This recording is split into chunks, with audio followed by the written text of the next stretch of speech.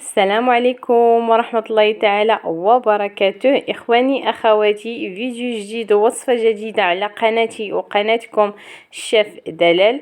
كنتمنى هذا الفيديو يلقاكم بخير وعلى خير وبصحة كاملة إن شاء الله. وصفتنا اليوم عبارة عن مركز للحوامض، مركز البرتقال ومركز الليمون اللي هو الحامض ومركز المنظرين. تابعوا معايا الفيديو حتى الأخير باش هكا تعرفوا على خطوات التحضير وكذلك المقادير. هنا انا خديت كيلو ديال البرتقال، هكا يكون فيه الماء يكون زوين، وكناخذ واحد الحكاكه وناخذ الجهه الرقيقه، كنحكو غير ديك القشره الخارجيه، نحاولوا اننا ما نوصلوش ديك القشره البيضاء لانها كتمرر معنا المركز. غنبقى هكا نحك هذيك القشره الخارجيه حتى تنكمل هذاك الكيلو ديال البرتقال. يمكن لكم تستعملوا الكميه اللي بغيتو، انا هنايا خديت معكم غير الفكره، استعملت كيلو ديال البرتقال. كما قلت لكم حكينا القشره الخارجيه. هنا كل كيلو ديال اي فاكهه كنستعملوا ليه نصف كيلو ديال السكر. هنا انايا الليمون درت ليه نصف كيلو ديال السكر اللي هو سكر حبيبات سنيده. غادي ناخذ هذاك الليمون اللي حكيت ليه القشره ديالو، كنقطعوه الى نصفين، وغناخذ واحد العصاره كهربائيه او يدويه اللي متوفره عندكم، وغادي نبقى نعصر الليمون ديالي حتى تنكمل الكميه اللي عندي بهذا الشكل هذا. منين نبغيو نشريو البرتقال ديالنا نحاولوا نختاروا دوك الحبات اللي تكون القشره ديالهم رقيقه، هكا كنتحصلوا على واحد الكميه اللي كثيره ديال العصير، على عكس اننا الا اختارينا دوك الحبات اللي تيكونوا هكا غلاط تكون فيهم ديك القشره غليظه، ما تيكونوا ناشفين، ما تيكونش فيهم العصير بزاف. من بعد ما عصرت البرتقال ديالي كنضيفوا على داك الخليط ديال السكر والقشور اللي حكيت، كنبقى نخلط بهذه الطريقه هذه ونخليه بالجانب ديالي هكا مره امتى نحرك باش داك السكر ما يهبطش ليا لتحت ويبقى ما دابش. نفس الشيء كناخذ الليمون اللي هو الحامض، كناخذ ديك الحكاكه الجهه دائما الرقيقه، كنبقى نحك بهذه الطريقه، نحاولوا اننا ما نحكوش ديك القشره البيضاء لانها كتمرر معنا المركز. غادي نستمر حتى تنكمل الحامض او الليمون ديالي بهذه الطريقه هذه.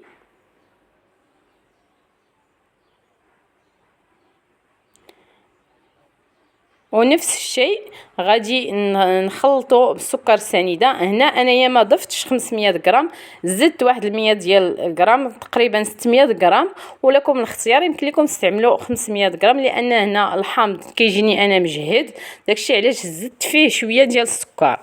كنقسم داك الحامض ديالي او الليمون على جوج، وغادي ندوزو نعصروه كذلك باش نتحصلوا على واحد العصير ديال الليمون بهذه الطريقه هذه ديالنا. كنتحصلوا على واحد الكميه ديال العصير، غادي نضيفوا لداك السكر وقشره ديال الليمون. كنخلط جميع هذوك المكونات باش داك السكر يذوب معنا وما يتكتلش يبقى غير في الاسفل. كنوضعو بالجانب ديالي ومره هكا نبقى نحرك داك السكر باش يذوب. نفس العمليه اللي درت للبرتقال ودرت الليمون الحامض غادي نديرها مع المنظرين. غير هنا اخواني اخواتي حاولوا انكم تختاروا حبات ديال المنظرين يكونوا كبارين شويه، ما تاخذوش هذا اللي صغير، وكنحكوهم هكا في واحد الحكاكه الجهه الرقيقه. نفس العمليه كنحكوهم حتى تنستمروا حتى تنكملوا الكميه اللي عندنا. اخواني اخواتي، الى وصلتوا من هذه المرحله من الفيديو كنتمنى انكم ديروا لايك للفيديو وكذلك تخليوا لي تعليق باش هكا نستمر في العطاء ونوجد معكم وصفات اكثر. غادي ناخذوا هذاك المبشور ديال المنظرين، كنوضعوا عليه 500 غرام ديال السكر حبيبات، وكنخلطوا جيدا حتى تيمتزج ليا مع هذاك المبشور ديال القشور ديال المنظرين. وغادي ندوز نعصر المنظرين اللي قطعناه على جوج وحكينا القشره ديالو. غادي نستمر بهذه الطريقه حتى تنكمل الكميه اللي عندي. هاد المركزات للاشاره راه كيجيو جد رائعين، ما كيخسروش معنا، كيبقى واحد المده طويله في المجمد، وكذلك كما عرفتوا حنا على ابواب الشهر الكريم نوجدوهم هكا كيسهلوا علينا الشقه، ما نبقاوش نفكروا اشنو بغينا نديرو في العصائر، راه كيجيو رائعين. يمكن لينا نخلطوهم بالماء، نخلطوهم بالفواكه الاخرى، لما لا.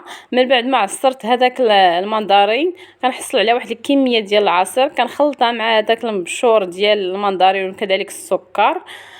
وغادي نخلط جيدا حتى تيذوب ليا السكر. كما كتلاحظوا راه داك السكر ما تيبقاش في الاسفل، مره هكا نخليهم هي حدانا في المطبخ ونبقاو نحركوا بهذه الطريقه تلقاو داك السكر داب.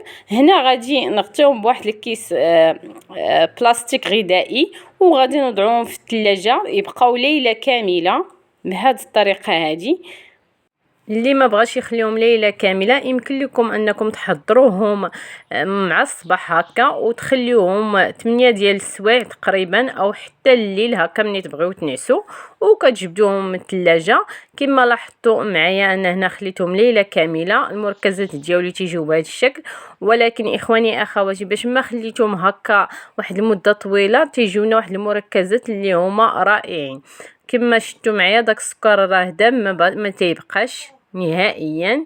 كما كتلاحظوا غادي نصفيو المركزات ديالنا. كناخذوا واحد الاناء هكا وهاد الشبيكه اللي تتكون عندنا في المطبخ، غادي نحاول انني نصفي هذا المركز ديال الليمون بهذه الطريقه هذه. نصفي نعصرو جيدا حتى تيبقاو لنا غير دوك القشور في الصفايه، ما تيبقاش لا ما لا والو فيهم. هاد القشور هادو راه ما كنرميوهمش، غادي نحتاجوهم كثيرا في الوصفات ديالنا.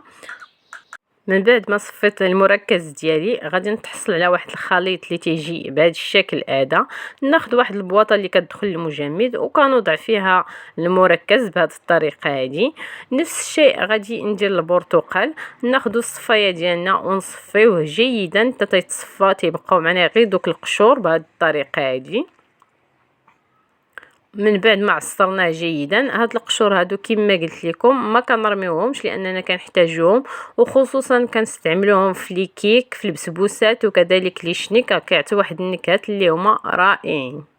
من بعد ما صفينا البرتقال ديالنا وكذلك الليمون الحامض نفس العمليه كنديروها مع المنظرين. ناخذ الصفايه ديالنا ونصفيو فيها هذاك المركز وكنعصرو جيدا حتى تيبقى لنا غير داك المبشور ديال المنظرين، وكذلك غادي نحتفظوا به كمنكه للوصفات ديالنا. راه كيعطي واحد المذاق رائع للوصفات والاطباق ديالنا ما نرميوهش نهائيا. من بعد ما صفينا المنظرين ديالنا كنتحصلوا على هذا الخليط هذا بهذا الشكل. ناخذ واحد البواطه اللي كتدخل المجمد كذلك وغادي نوضعوا فيها الخليط ديالنا. كما كتلاحظوا نفس الشيء اللي درنا المنظرين والبرتقال والحامض، وكنتحصلوا على هذه الاشكال 3 ديال المركزات ومبشور ديالهم كذلك كنحتفظوا به في المجمد. غادي نوضعهم في المجمد المده اللي بغينا، راه كيبقى معنا مده طويله، وغادي نتلاقاو باش نشوفوا الشكل ديالهم من بعد ما خليتهم في المجمد. انا هنا خليتهم فايته 48 ساعه وكيبقى الشكل ديالهم نفس الشكل، ما كيتحجروا ما كيتصلبوا في المجمد. لاحظوا معايا مركز ديال المنظرين تيجي بهذا القوام هذا وراه ما كيتجمدش تيبقى نفس الشكل ديالو. هنا المركز ديال الحامض حيت انا زدت في السكر في الكميه ديال السكر راه ما كيتجمدش كيجي بهذا القوام، وكذلك المركز ديال البرتقال كيجي بهذه الطريقه هذه. راه كيعطيونا واحد المركزات اللي هي رائعه ومنعشه وكنحضروا بها عصائر اللي هي رائعه. كنتمنى هاد الوصفه هذه تجربوها وتنال الاعجاب ديالكم. هنا غادي نحضرها معكم في كؤوس. كناخذ تقريبا واحد مقدار ملعقه كبيره في كاس ديال الماء وكنخلط العصير ديالي وكنتحصلوا على واحد العصير اللي جد منعش. كذلك يمكن لنا نخلطوها مع جميع الفواكه لانها كتعتبر مركزات للعصائر. هذا المركز ديال الحامض خطير كيجي، وكذلك مركز البرتقال انا هنا خلطتهم بالماء، يمكن لكم تخلطوهم نتوما بجميع الفواكه اللي عندكم. وصفتي كتجي بهذا الشكل هذا اللي تابعتوا معايا في الفيديو. كنتمنى انكم تجربوها وتنال الاعجاب ديالكم وتكتبوا لي الراي ديالكم في التعليق. ولا كنتوا اول مره كتشاهدوا القناه ديالي ما تنساوش الاشتراك فيها باش هكا توصلوا بكل ما هو جديد في القناه. الى اللقاء.